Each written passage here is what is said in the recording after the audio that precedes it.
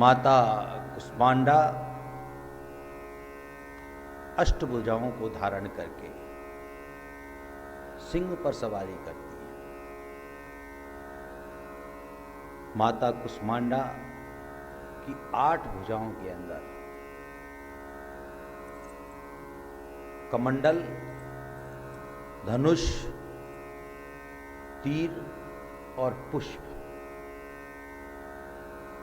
चक्र, गदा, माला और मां भगवती की गोद में एक हाथ में कलश, ये मां का स्वरूप है। ये मां के रूप और अष्टभुजाओं का वर्णन है। माता का तेज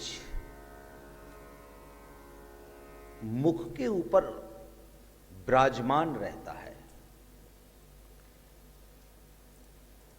माता की मुस्कान, मंद मंद मुस्कान, हृदय को वात्सल्य से प्रभावित करती है। उस मंद मुस्कान से सृष्टि के अंदर वात्सल्य प्रारंभ हुआ, संसार प्रारंभ हुआ। संसार की जननी है मां कुष्मांडा, संसार की जननी। संसार की जननी है, इसीलिए मां को कुष्मांडा भी कहते हैं। त्याग की देवी है, हिरण्यवर्ण है। खूबसूरती मां की, जो आंखों में वात्सल्य और ममत्व प्रदान करने वाली है। जब व्यक्ति उनके दर्शन करता है तो वो मां अपने ममत्व के द्वारा, अपने तेज के द्वारा उसके हृदय के अंदर करुणा और भक्ति पैदा करती है। ये वो शक्ति है मां कुष्मांडा। आपने देखा होगा कुछ व्यक्ति ज्ञानी होते हैं और कुछ व्यक्ति अज्ञानी होते हैं। एक व्यक्ति होता है ज्ञानी और एक व्यक्ति होता है अज्ञानी। ये भी चुनाव है, या तो व्यक्ति बहुत ज्ञानी हो जाएगा या व्यक्ति बहुत अज्ञानी हो जाएगा,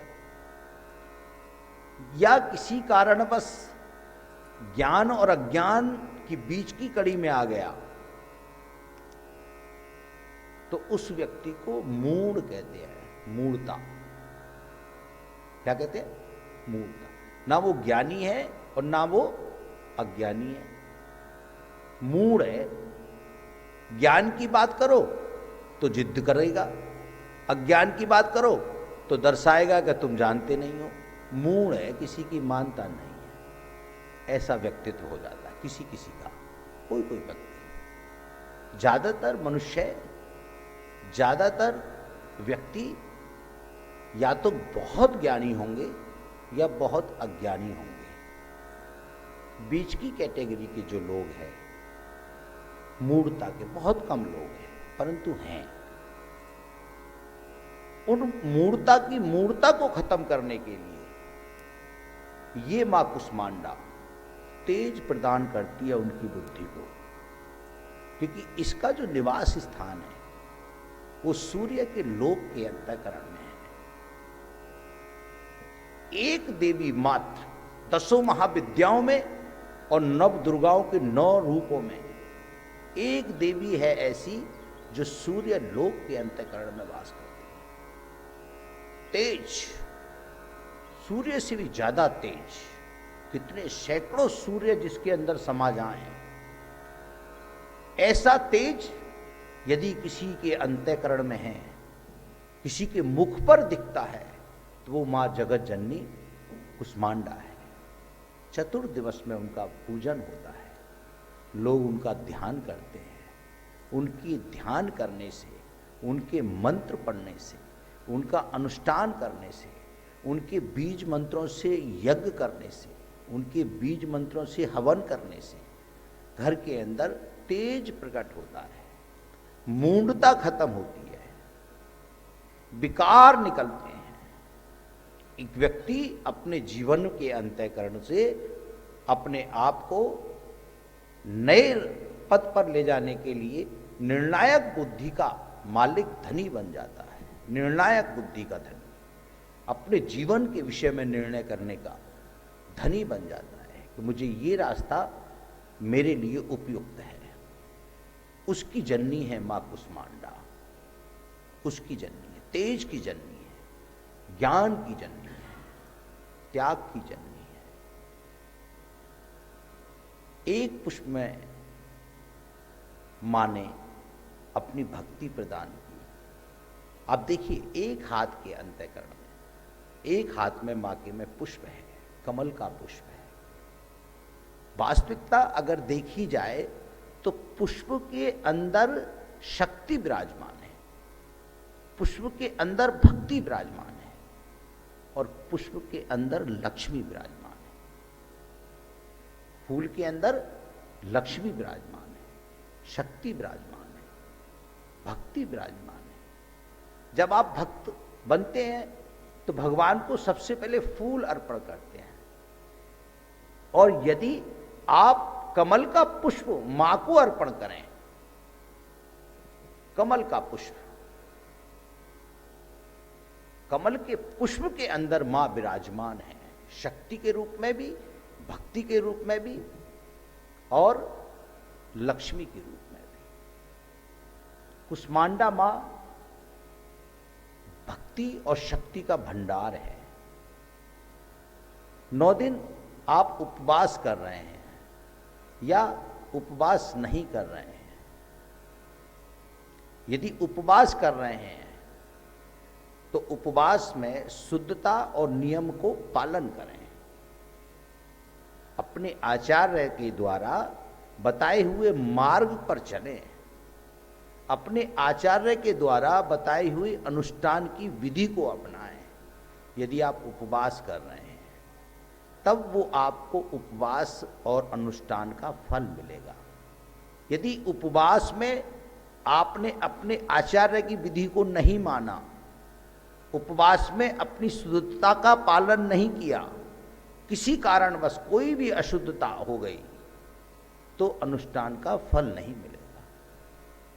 शुद्धता आपके अंतःकरण में होनी चाहिए, तभी आपको अनुष्ठान का फल मिलेगा।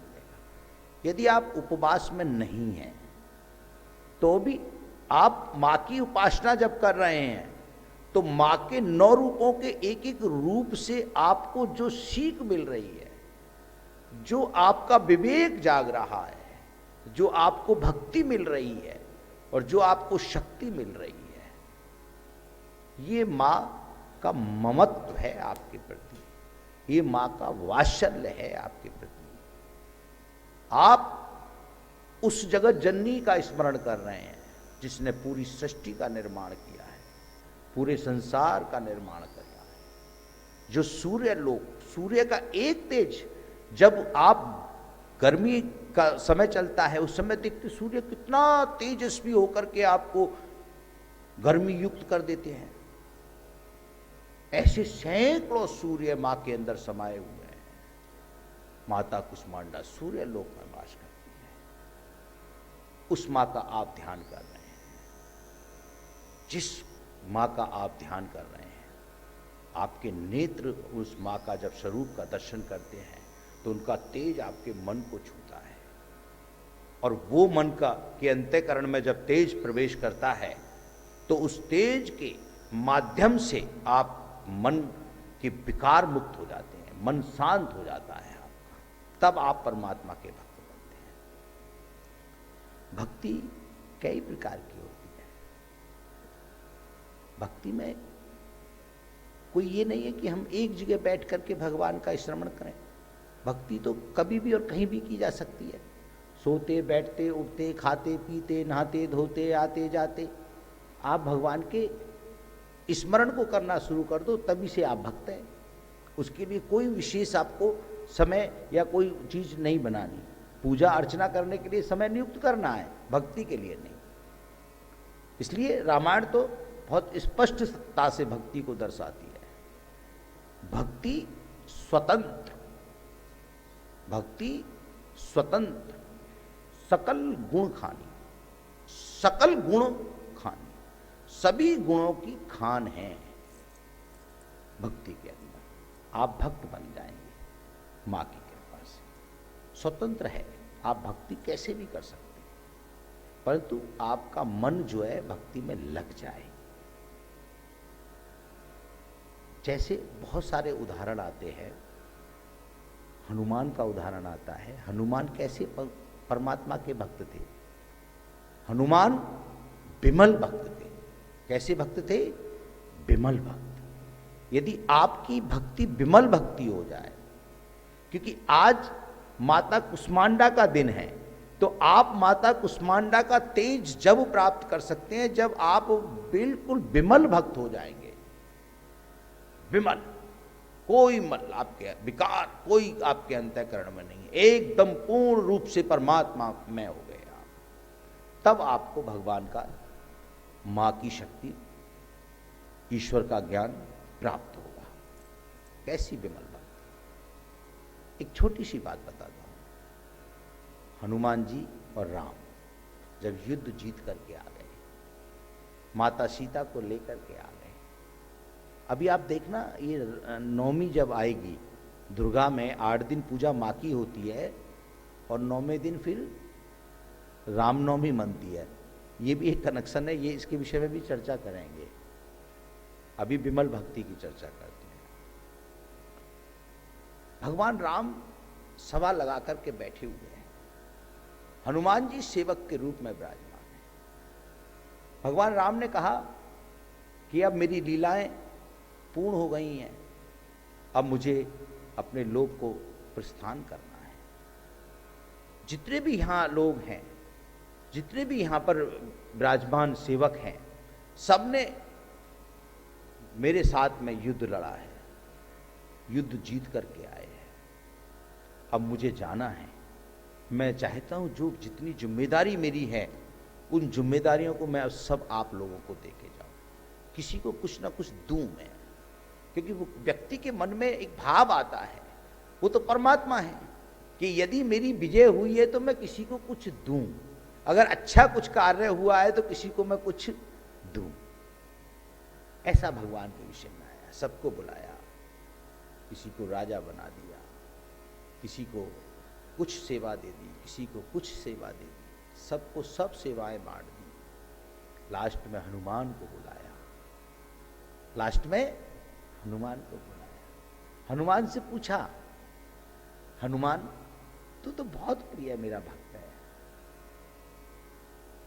तेरा जैसा दूसरा कोई संसार में ना तो भक्त हुआ है और आगे तो प्रभु की माया है।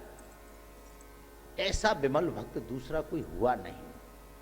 तुझे आज क्या इच्छा है, तेरी क्या अपेक्षा है? कभी कभी ईश्वरीय शक्तियां इतनी प्रसन्न होती हैं अपने भक्त के ऊपर, अपने शिष्य के ऊपर गुरुओं की शक्तियां इतनी प्रसन्न होती हैं, ममत्व लुटा देती हैं। कभी कभी माँ इतनी प्रसन्न होती है, अपने पुत्र के ऊपर ममत्व लुटा देती है, सर्वस्व लुटा देती है। क्या चाहिए? ऐसे ही भगवान राम के हृदय में करुणा बादशाह है। हनुमान क्या चाहिए? इतना सुना और हनुमान जी तो रोने लगे, नेत्रों से आंसू निकलने लगे। राम ने पूछा, हनुमान तुम रो रहे हो क्यों? अरे किसी को कोई चीज उपहार में मिलती है, किसी को कोई प्रोत्साहन का उसको पुरस्कार मिलता है, तो वो व्यक्ति तो प्रसन्न होता है, और तुम रो रहे हो, क्या कारण पुत्र? हनुमान जी रुके नहीं, रोते रहे। भगवान राम ने फिर दोबारा पूछा, तुमको जो चाहिए वो ले लो, कोई बात नहीं, जो तुम्हारा मन करे, जो तुम्हारी इच्छा करे, बोलो क्या चाहिए। हनुमान जी और जोर जोर से रोने लगे। दूसरा शब्द सुन के और जोर जोर से, अब तो रोना उनका रुके नहीं। भगवान ने कहा, भाई क्यों रो रहे हो, बताओ तो सही क्या चाहिए। तो हनुमान रोते हुए विनम्र भाव से, नेत्रों से आंसू टपक रहे, रोते हुए, हे प्रभु मैं जो मांगू आप मुझे दे दोगे? भगवान राम ने कहा, अरे हनुमान तुमको क्या चाहिए, बोलो तो सही कि क्या प्रभु जो मैं मांगू वो मुझे आप दे दोगे। ऐसी विनम्रता, ऐसी सरलता, वो है विमल भक्ति। राम ने बताओ क्या चाहिए, कि आप वचन दो कि जो मैं मांगूंगा वो मुझे आप दे दो। भगवान ने कहा ठीक है, वचन। एक भक्त जब भगवान से प्रेम करने लगता है, भक्त और भगवान एक हो जाते हैं, तो वह भगवान और भक्त में कोई अंतर नहीं होता। तो हनुमान जी ने जब कहा तो भगवान राम ने कहा कि ये रघुकुल की रीत है, अगर किसी को वचन दिया है तो वो पूर्ण किया है। रघुकुल रीत सदा चली आई, प्राण जाए पर वचन न जाओ, वचन दिया, बोलो क्या चाहिए। जब हनुमान जी ने ये शब्द सुना तो हनुमान जी हाथ जोड़ करके खड़े हो गए और रोते, नेत्रों से आंसू टपक गए। अरे प्रभु, सबको आपने एक एक पद दिया है, सबको आपने एक एक पद दिया है, मुझे पद नहीं चाहिए, मुझे तो ये दोनों पग दे दीजिए, मुझे तो ये दोनों पग दे दीजिए। इतना सुनकर के भगवान राम विनम्र हो गए, करुणामय हो गए, नेत्रों से आंसू छलक गए। हनुमान, तू नहीं जानता क्या मांग लिया, ये पग अब आज से इन पग पर तेरा अधिकार है। जहां पर भी मेरा पूजन होगा, जहां पर मेरा स्मरण होगा, जहां पर मेरा भजन होगा, जहां पर मेरी प्रतिमा लगेगी, जहां पर मैं विराजमान हूंगा, परंतु उन चरणों में हनुमान विराजमान होगा। हनुमान, तूने सर्वस्त्र मांग लिया। ऐसी विमल भक्ति, ऐसी विमल भक्ति। जब ऐसी विमल भक्ति हृदय में जागृत होगी, तब मां की शक्ति मिलेगी, तब मां की भक्ति मिलेगी। आप जब मां के प्रति समर्पित होंगे, तब मां की शक्ति मिलेगी, मां का ममत्व मिलेगा, मां का वात्सल्य मिलेगा। ऐसा भक्त होना हर व्यक्ति के वश की नहीं, हर जीव के वश की नहीं। भक्ति और शक्ति, भक्ति हर व्यक्ति को नहीं मिलती। कभी कभी कुछ महापुरुष या कुछ महात्माओं ने ऐसा भी मुझे बताया है कि भगवान के यहां सभी भक्त नहीं हैं,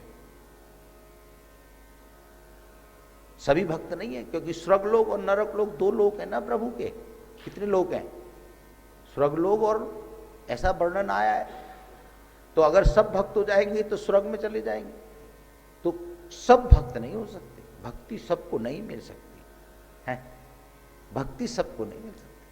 अगर भक्ति सभी को मिल जाए तो सभी भक्त हो जाए, सभी भक्त हो जाए तो बैकुंठ में नहीं समाएंगे, फिर तो नरक कुंड खाली रहेगा। सब भक्त नहीं हो सकते। भक्त कौन हो सकता है? भक्त वो हो सकता है जो विनम्र है। भक्त कौन हो सकता है? भक्त वो हो सकता है जो सरल है।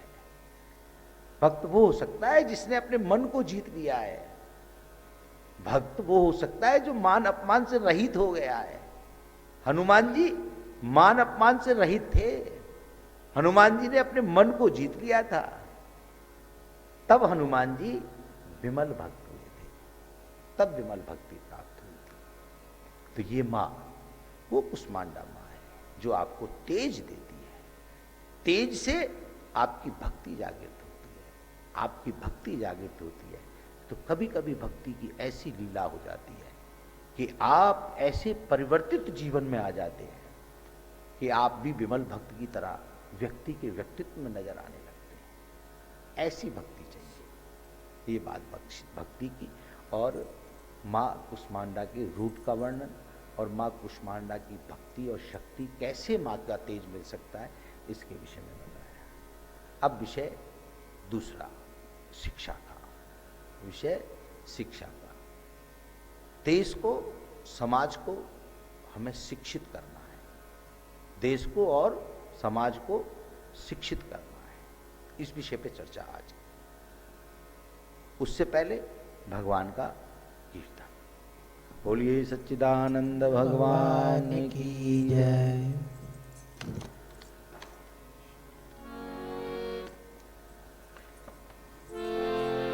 ओम श्री कृष्ण गोविंद हरे मुरारे, हे नाथ नारायण वासुदेव।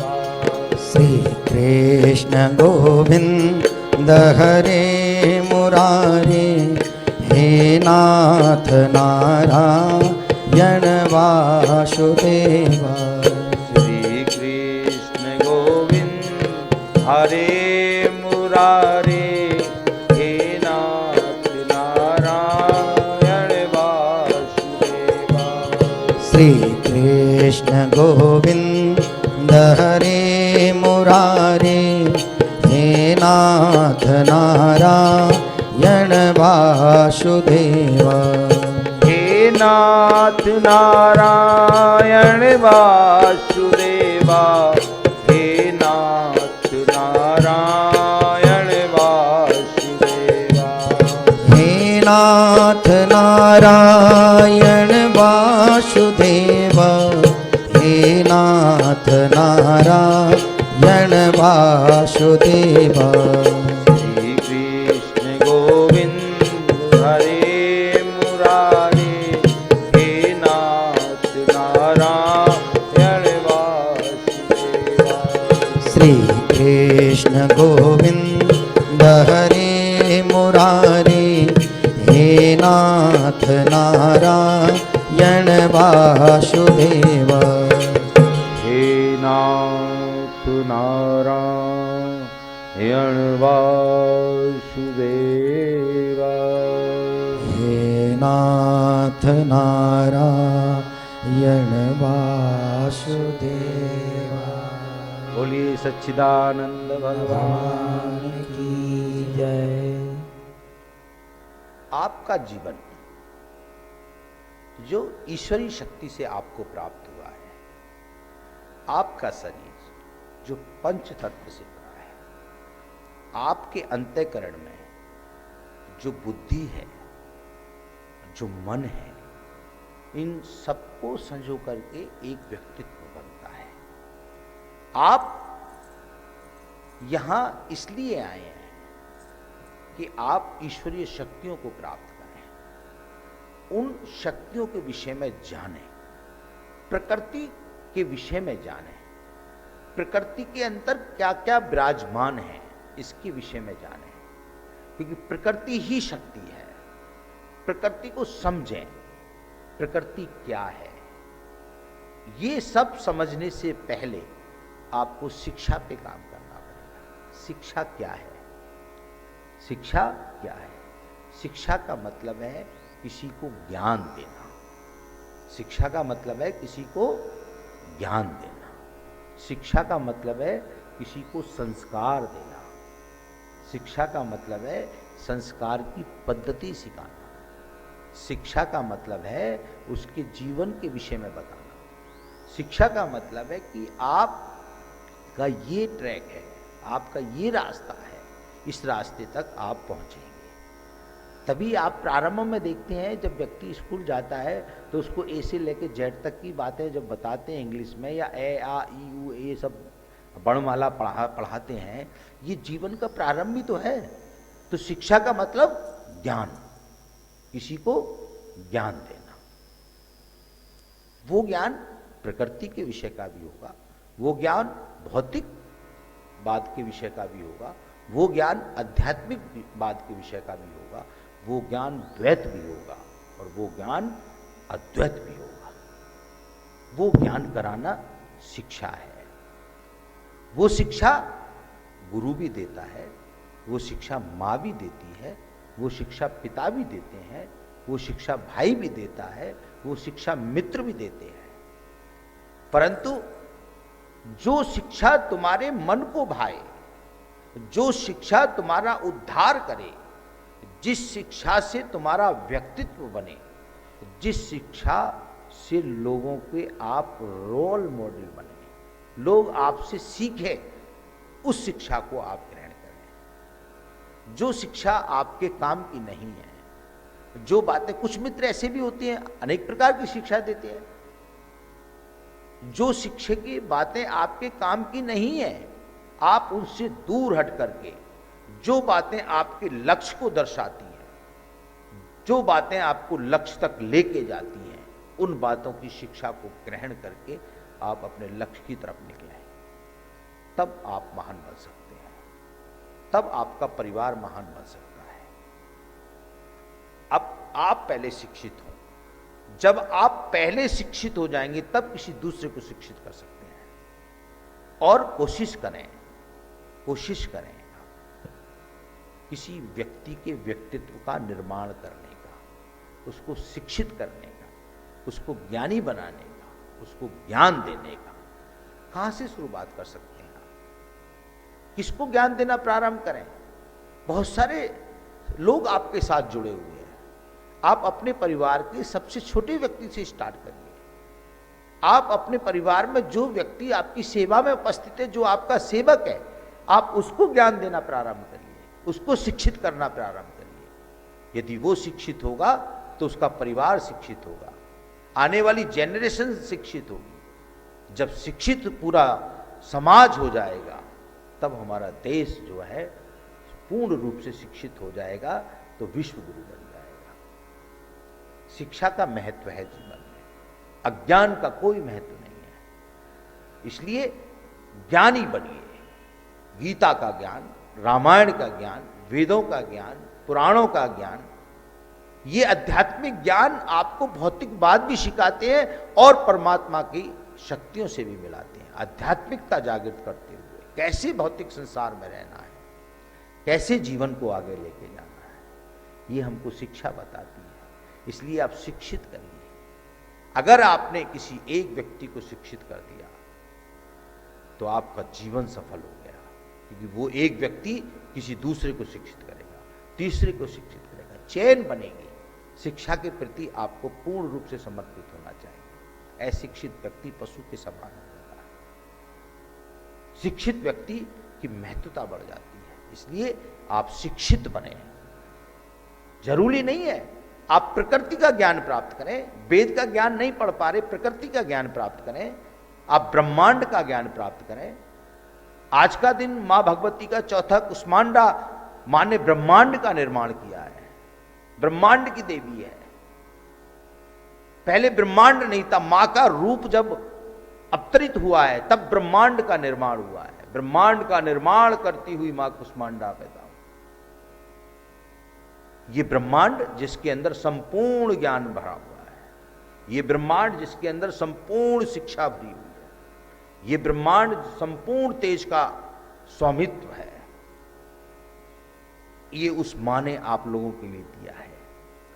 इस ब्रह्मांड का जितना ज्ञान है उसको आप अर्जित करें, उससे प्रयास करें कि मेरे साथ रहने वाला व्यक्ति भी मेरी तरीके से शिक्षित हो।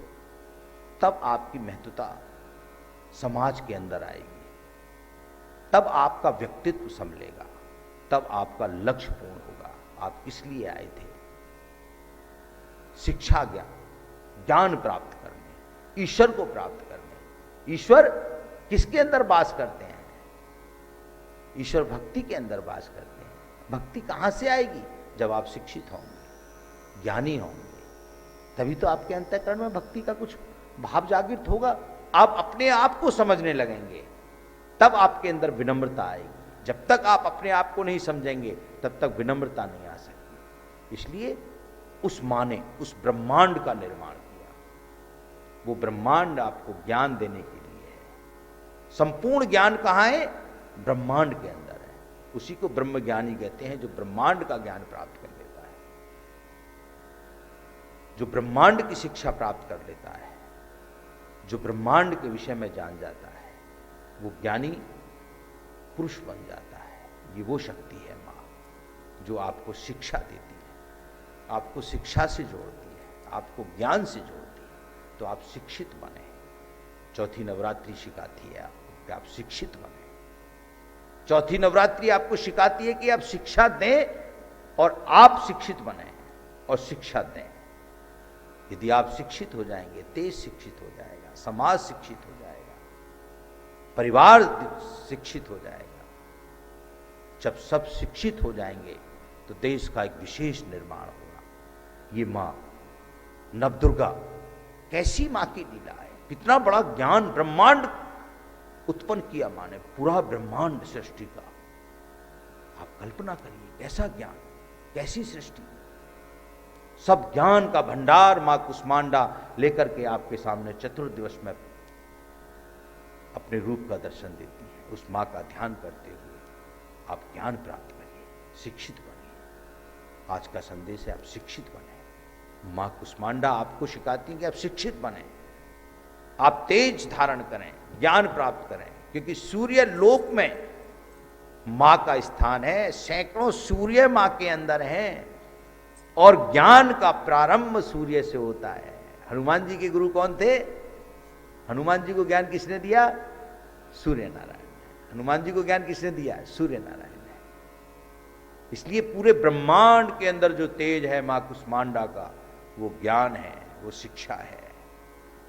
आप उस ब्रह्मांड से अपने अनुरूप अपने ज्ञान को अपनी चेतना में धारण करते हुए अपना निर्माण करते हुए शिक्षित बने और फिर दूसरे का निर्माण करें, उसको भी शिक्षा दें। तब देश महान बनेगा और तब आपका व्यक्तित्व महान बनेगा। तो आज शिक्षा का विषय, कल एक नए विषय को लेकर फिर आपके सामने उपस्थित होंगे। अब एक बार फिर भगवान का कीर्तन करते हैं। उससे पहले बोलिए सच्चिदानंद भगवान की जय। बोलिए माता रानी की जय।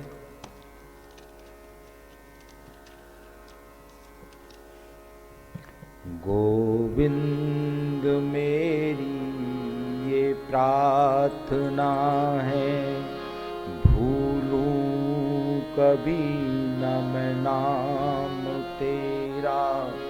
गोविंद मेरी यह प्रार्थना है, भूलो कभी ना मैं नाम तेरा।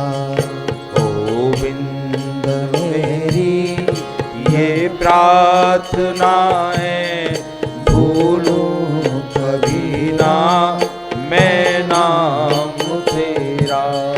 गोविंद मेरी यह प्रार्थना है, भूलो कभी ना मैं नाम तेरा।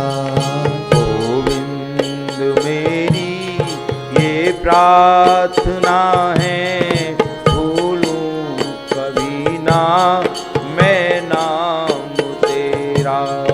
गोविंद मेरी यह प्रार्थना है, भूलो कभी ना मैं नाम तेरा।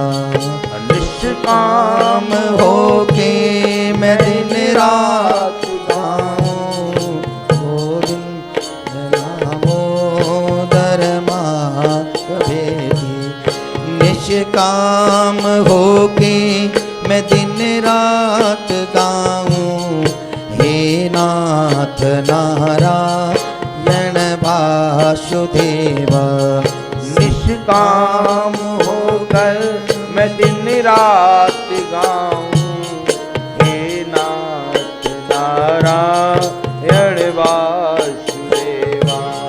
निष्काम होके मैं दिन रात गाऊं, हे नाथ नारायण वासुदेवा। निष्काम होके मैं दिन रात गाऊं, हे नाथ नारायण वासुदेवा। निष्काम होके मैं दिन रात गाऊं, हे नाथ नारायण वासुदेवा। श्री कृष्ण गोविंद हरे मुरारे, हे नाथ नारायण वासुदेवा। श्री कृष्ण गोविंद हरे मुरारे, हे नाथ नारायण वासुदेवा। हे नाथ नारायण वासुदेवा। हे नाथ नारायण वासुदेवा। बोलिए सच्चिदानंद नंद भगवान की जय। हरिधाम साईं ट्रस्ट दिल्ली के अंदर हरिधाम साईं ट्रस्ट के प्रांगण में शिव दुर्गा नरसिंह मंदिर, जहां पर भगवान शिव स्वयं साक्षात विराजमान है, जिन भगवान शिव का रोज अभिषेक आप नित्य प्रतिदिन देखते हैं, माँ दुर्गा साक्षात विराजमान है, भगवान नारायण लक्ष्मी के साथ साक्षात विराजमान है, भगवान श्री राम लक्ष्मण और सीता और हनुमान जी के साथ विराजमान है, राधा और कृष्ण जी विराजमान हैं, गोगा जी साक्षात विराजमान हैं, हनुमान जी की प्रतिमा साक्षात विराजमान है। ऐसे प्राणंग में 10 महाविद्याओं का अनुष्ठान हरिधाम सनातन सेवा ट्रस्ट आयोजित कर रहा है। उस आयोजन को संजोने समझने वाले, उस आयोजन में अपना सहयोग करने वाले हमारे सभी आचार्यगण, सभी महापुरुष और जो भक्त यहाँ विराजमान हैं, वो सब जिन्होंने रात दिन सेवा देकर के इस प्रोग्राम को, इस आयोजन को माँ भगवती के चरणों में प्रस्तुत किया है, उनको बहुत बहुत साधुवाद, बहुत बहुत धन्यवाद। जो भक्त नहीं आ पाए हैं, जो YouTube के माध्यम से देख रहे हैं, उनको भी बहुत बहुत साधुवाद और शुभ आशीर्वाद के उनके हृदय का तार, शिष्य का तार गुरु से अगर जुड़ जाए तो गुरु के माध्यम से उसको ब्रह्म ज्ञान हो जाता है, क्योंकि सदगुरु उसी को कहते हैं जो सिर पे हाथ रख देता है और ब्रह्म ज्ञान दे देता है, उसे ही सदगुरु कहते हैं। तो वो अपने मन का तार जोड़ करके और इस अनुष्ठान में शामिल हों, उनको माँ दुर्गा का, नवरात्रि का और 10 महाविद्या के अनुष्ठान का पूरा फल मिलेगा। ये मेरा उनके लिए बहुत बहुत आशीर्वाद है। ओम शांति शांति शांति।